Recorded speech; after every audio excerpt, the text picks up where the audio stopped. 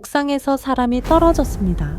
그 순간 누군가는 주저앉아 울었고 누군가는 웃었습니다. 모든 것이 끝난 줄 알았는데 어쩌면 진짜 이야기는 그때부터 시작된 것일지도 모릅니다. 왜 누군가는 울고 또 다른 누군가는 웃었을까요? 무자비하게 떨어진 사람은 누구였고 그를 밀어버린 진짜 손은 누구였을까요? 그리고 그 순간 웃고 있었던 사람의 마음속에는 어떤 생각이 있었을까요? 이건 단순한 복수극이 아닙니다.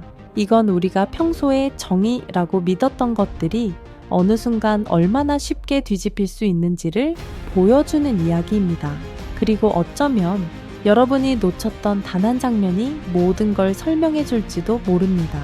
이 영상은 단순한 줄거리 요약이 아닙니다. 우리는 장면의 겉모습 뒤에 숨어있던 진심을, 캐릭터의 표정 속에 숨겨진 메시지를 함께 살펴보려 합니다. 그 한 장면의 침묵 속에 온 우주의 분노와 슬픔이 담겨 있을 수도 있으니까요. 도대체 왜 마지막 장면에서 염장선은 웃고 있었을까요? 그는 모든 걸 잃었지만 왜 그렇게도 담담하게 웃을 수 있었을까요? 지금부터 그 이유를 함께 살펴보도록 하죠. 여기서부터 진짜 이야기가 시작됩니다. 많은 분들이 놓친 장면, 바로 그 순간입니다. 지선우는 허태훈을 한 번이 아니라 2번이나 밀었습니다. 첫 번째는 어릴 때였습니다. 당시엔 장난처럼 혹은 우연처럼 흘러갔던 그 일이 오랜 세월이 흐른 뒤에도 여전히 누군가의 마음속에 남아 있었습니다.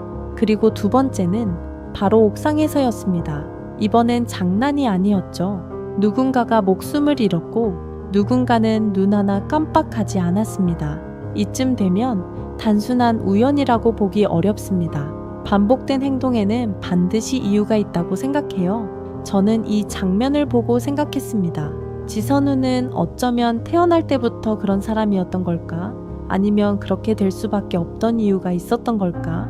우리 일상에서도 이런 경우 있잖아요. 누군가가 실수라고 하면서 같은 행동을 반복할 때 처음엔 그럴 수도 있지 하다가도 2번째부터는 이건 일부러다 싶은 순간이 오잖아요. 허태훈을 밀던 지선우의 표정은 이상하리만큼 차분했습니다. 그건 마치 오래전부터 계획했던 것처럼 보이기도 했어요. 주머니에 손을 넣은 채 돌아서는 모습, 그리고 아무렇지 않게 흘리는 그 작은 미소. 사실 저는 그 장면이 무서웠어요. 사람이 누군가를 다치게 하고도 아무 감정이 없다면 그건 단순히 차가운 성격의 문제가 아니라 사이코패스에 가까운 본성일지도 모른다고 생각했거든요. 그렇다면 왜 지선우는 그런 선택을 했을까요? 허태훈은 경쟁자였을까요? 아니면 단지 불편한 존재였던 걸까요?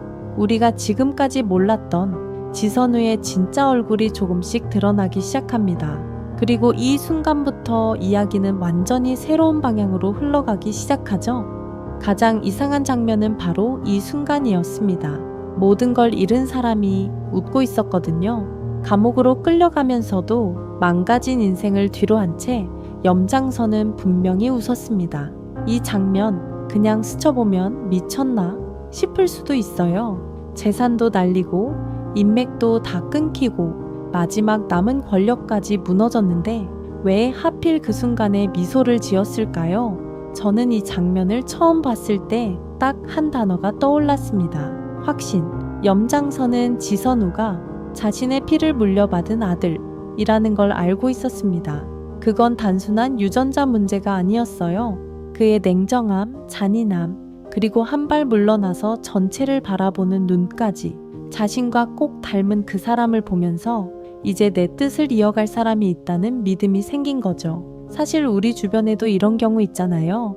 아버지가 사업에 실패해도 아들이 더 큰 회사를 만들면 사람들은 실패한 아버지를 기억하지 않고 그가 남긴 유산만 이야기하곤 하잖아요. 염장선에게 지선우는 단순한 아들이 아니었어요. 복수를 대신해줄 그림자였고 자신이 이루지 못한 폐해 내산의 정복자 폐해였던 거예요. 개인적으로 저는 이 장면이 참 씁쓸했어요. 부정한 권력과 탐욕이 피로 이어지고 있다는 사실이 참 어딘가 모르게 현실 같기도 했거든요.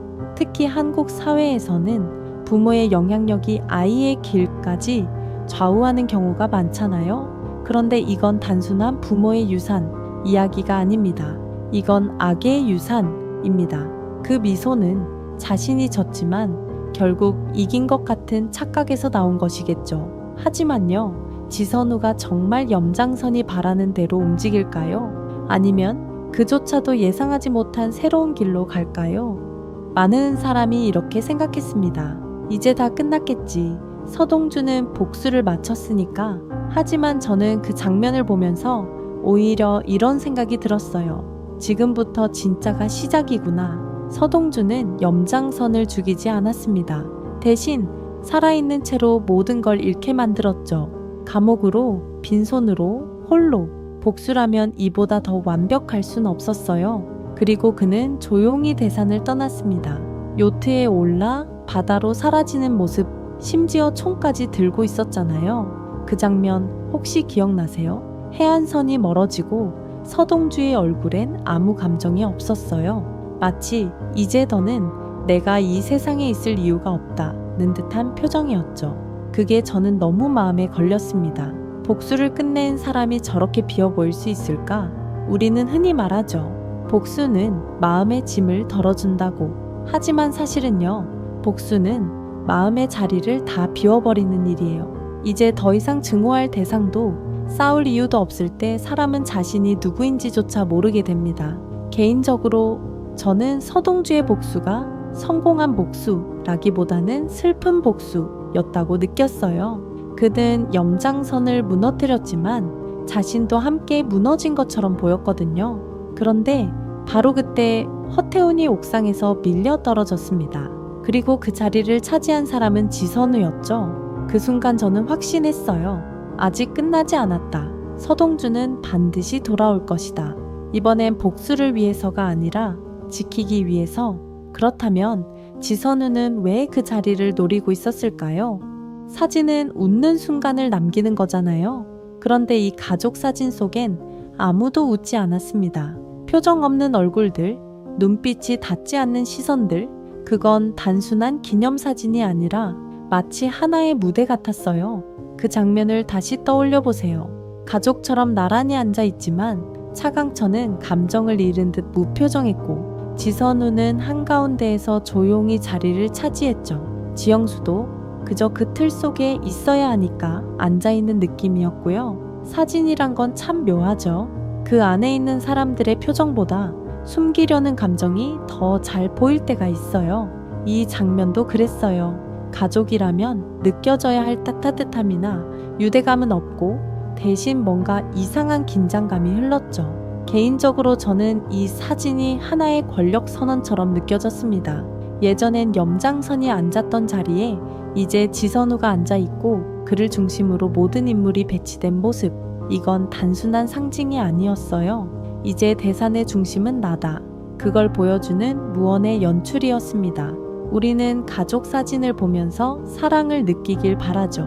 하지만 이 장면에선 사랑 대신 통제, 거짓, 그리고 공포가 보였어요. 마치 누구도 그 자리를 거부할 수 없다는 듯한 절대 권력의 무대 같았습니다. 웃지 않는 사진, 그것도 가족 사진이라면 그건 분명히 어딘가 고장난 관계라는 증거 아닐까요? 그리고 이 고요한 연극의 중심에는 단 한 사람, 지선우가 있었습니다. 그렇다면 그는 언제부터 이 자리를 노리고 있었던 걸까요? 진짜 무서운 사람은 소리내지 않고 움직입니다. 지선우는 항상 조용했어요. 말도 크지 않았고 행동도 눈에 띄지 않았죠. 하지만 어느새 모두의 중심에 서 있었습니다. 사실 저는 지선우를 처음엔 별로 주목하지 않았어요. 그냥 차분하고 예의 바른 사람인 줄 알았거든요. 근데 갈수록 느껴졌어요. 이 사람 계속 보고 있었구나. 모든 상황을, 모든 사람을 조용히, 천천히. 하이에나를 생각해보면 그렇잖아요. 사자가 사냥을 하면 하이에나는 멀찍이서 지켜보다가 상대가 지칠 때 먹이를 가로채죠. 사냥도 안 했고 싸움도 피했지만 결국은 가장 많이 챙기는 존재. 지선우는 딱 그랬습니다. 직접 칼을 들지는 않았지만 누가 어디에서 실수하는지, 누가 약해지는지, 언제 자리가 비는지 그걸 누구보다 잘 알고 있었던 거죠. 예를 들어볼까요? 서동주가 대산을 떠나자마자 바로 허태훈이 떨어졌고 지선우는 가족 사진의 중심에 앉았습니다. 이건 우연일 수 없어요. 타이밍이 너무 정확했잖아요. 개인적으로 저는 이런 인물들이 현실에서도 가장 무섭다고 생각해요. 겉으로는 조용하고 말도 부드럽고 겸손한 척하지만 사실은 다 계산돼 있고 기회만 기다리고 있던 거죠. 지선우는 언제부터 그 자리를 노렸을까요? 처음부터였을까요? 아니면 누군가의 조종을 받았던 걸까요? 언뜻 보면 아무 의미 없어 보이는 장면들이 가끔은 전부를 말해줄 때가 있습니다. 공비서, 차덕기, 그리고 시나몬. 처음 들으면 전혀 관련 없어 보이지만 이 세 가지가 한 줄로 연결될지도 모른다는 생각 해보셨나요? 공비서와 차덕기는 사실 등장 자체는 그리 눈에 띄지 않았어요. 하지만 신기하게도 중요한 순간마다 그들은 늘 곁에 있었습니다. 마치 대사를 거의 하지 않는 조연이지만 계속 카메라 프레임 안에 있는 느낌? 저는 그게 이상했어요. 일부러 놓지 않았다는 뜻이니까요. 그리고 또 하나, 서동주의 아시나몬에서 알레르기 카입. 갑작스럽게 나온 디테일이었죠. 근데 더 이상한 건 차강천 역시 시나몬을 싫어한다는 말이 나왔다는 거예요. 이게 단순한 우연일까요? 개인적으로 저는 이런 의도적인 우연이 작가의 메시지일 수 있다고 생각해요. 이 사람들 사이에 뭔가 있다. 그리고 너희는 아직 다 모른다. 이런 느낌으로요. 시나몬은 향도 강하고 아주 소량만으로도 존재감이 크죠. 그런 점에서 시나몬은 보이지 않는 조정자 혹은 과거의 어떤 비밀을 상징하는 장치일 수도 있어요. 공비서와 차덕기는 어쩌면 염장선과 지선우를 이어주는 숨겨진 가교일지도 모릅니다. 혹은 둘 다 염장선에게 충성한 마지막 인물일 수도 있고요. 그렇다면 지선우의 행동은 정말 혼자만의 계획이었을까요? 저는 이 장면들을 보며 마치 퍼즐의 빈 조각들을 하나씩 맞춰가는 기분이 들었어요. 그런데 이상하게도 딱 하나만 빼고는 다 맞아떨어지는 거예요. 그 하나의 빈 조각이 뭘까요? 바로 지선우의 내면입니다. 가끔은 이렇게 생각하게 됩니다. 정말 피는 못 속이는 걸까? 지선우를 보고 있으면 그 말이 괜히 생긴 게 아닌 듯해요. 그는 염장선과 직접적인 장면이 거의 없었지만 행동 하나하나, 눈빛 하나까지 너무나 닮아 있었습니다. 잔인할 정도로 계산적이고 절대 감정을 드러내지 않으며 상대가 무너지는 걸 묵묵히 바라보는 그 침묵까지. 현실에서도 이런 경우가 많아요. 폭력적인 아버지를 둔 자녀가 나중엔 자신도 모르게 같은 방식으로 화를 내거나 불안정한 가정에서 자란 아이가 또 다른 불안정한 가정을 꾸리게 되는 경우. 이건 단지 유전자의 문제가 아니라고 생각해요. 배우지 않아도 본대로 따라하는 것. 그게 바로 악의 유산이 아닐까요? 개인적으로 저는 이런 이야기들을 볼 때마다 마음 한켠이 뭔가 먹먹해져요. 사람은 누구나 좋은 것도 나쁜 것도 가장 가까운 사람에게서 물려받게 되잖아요. 염장선은 모든 걸 잃었지만 지선우를 통해 자신의 뜻을 계승했다고 믿었습니다. 그리고 지선우는 그 믿음을 증명하듯 똑같은 방식으로 대산을 장악해버렸죠. 그런데 정말 그게 끝일까요? 그가 물려받은 게 땅엄뿐이라면 그는 앞으로도 계속 그런 삶을 살아야만 하는 걸까요? 혹시 그 안에 단 한 조각의 따뜻함이라도 남아있다면 지선우는 염장선이 되지 않을 수도 있지 않을까요? 이건 단지 드라마 속 이야기가 아니라 우리 현실 속 아주 많은 부모와 자녀의 이야기이기도 해요. 그래서 더 가깝게 느껴지고 그래서 더 무겁게 다가옵니다. 그리고 바로 이런 배경 속에서 서동주의 복수가 왜 아직 끝나지 않았는지 다시 한번 생각해 보게 되죠.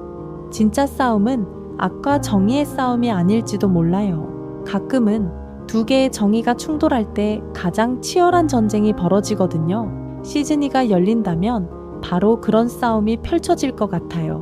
서동주, 베이스츠, 지선우 두 사람 모두 옳다고 믿고 있고 두 사람 모두 멈출 생각이 없으니까요. 서동주는 분노로 움직이는 인물이었죠. 가족을 잃었고 삶의 터전이 무너졌고 결국 복수를 택했습니다. 그 복수는 감정에서 출발했지만 누구보다도 사람을 생각하는 마음이 있었어요. 그가 싸운 건 사람을 짓밟는 권력이었고 그 권력을 없애기 위해 그는 스스로도 무너질 각오를 했죠. 반면 지선우는 말이 없습니다. 항상 조용히, 묵묵히. 그는 누구보다 논리적이고 철저하게 움직입니다. 감정보다 계산이 앞서고 동정보다 전략이 우선이에요. 그래서 더 무섭고 그래서 더 예측이 어렵습니다. 두 사람은 너무도 다릅니다. 한쪽은 뜨겁고 다른 한쪽은 차갑고 한쪽은 싸우고 다른 한쪽은 기다리죠. 하지만 결국엔 같은 자리를 바라보고 있어요. 바로 대산의 중심. 저는 이런 구도가 참 흥미롭다고 느꼈어요. 악역과 주인공이 아니라 두 명의 주인공이 서로를 향해 걷고 있는 느낌. 그리고 그 둘 사이엔 이전 세대의 유산과 상처, 그리고 아직 끝나지 않은 진실들이 얽혀 있죠. 이 싸움은 누가 이겨도 단순한 해피엔딩이 되기 어렵습니다. 왜냐면 이건 이기기 위한 싸움이 아니라 무엇을 지키고 싶은지에 따라 달라지는 싸움이니까요. 그래서 전 궁금해요. 여러분은 서동주의 방식이 옳다고 생각하시나요? 아니면 지선우의 냉정함 속에 더 큰 미래가 있다고 보시나요? 그리고 무엇보다도 이 둘의 충돌이 어디까지 이어질지, 터의 그 끝에서 누가 진짜 대산의 주인이 될 수 있을지, 우리가 마지막으로 꼭 짚고 넘어가야 할 질문이 하나 있습니다. 과연 정의란 무엇일까요? 지금까지 우리는 참 많은 장면을 함께 들여다봤습니다.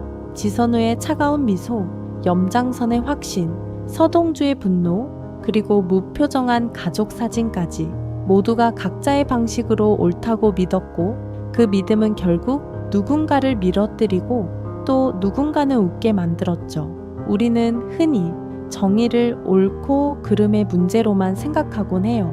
하지만 이 이야기 속 정의는 훨씬 더 복잡했습니다. 감정과 욕망, 과거의 상처, 그리고 부모로부터 물려받은 흔적들까지 이 모든 것이 섞여서 만들어진 누구에게는 정의이고 또 다른 누군가에게는 악화얼이 되는 모습. 개인적으로 저는 이 드라마를 보면서 정의는 결국 선택의 연속이라는 생각이 들었어요. 한순간의 정의가 아니라 반복되는 선택들 속에서 만들어지는 것, 그리고 그 선택이 얼마나 많은 사람의 인생을 흔들 수 있는지를 우리는 지켜봤죠. 자, 이제 여러분의 생각이 궁금해집니다. 여러분이 생각하는 정의는 무엇인가요? 지선우가 정의롭다고 느껴지셨나요?